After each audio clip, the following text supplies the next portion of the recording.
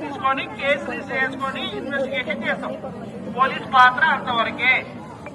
ఏదైనా నేరం జరిగితే నేరంకి సంబంధించిన కేసు రిజిస్టర్ చేయడము, అది చట్ట ప్రకారం ఏం చేయాలో అది చేయడము పోలీస్ బాధ్యత. అంతవరకే పోలీస్ బాధ్యత. అవునా అవునా కాదా?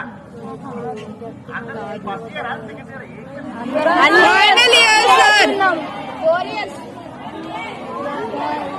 ఓకే ఓకే అందరూ అయితే సరే. ఇప్పుడు మాకు ఇన్ఫర్మేషన్ వచ్చింది కాబట్టి మేము ఇక్కడికి రావడం జరిగింది.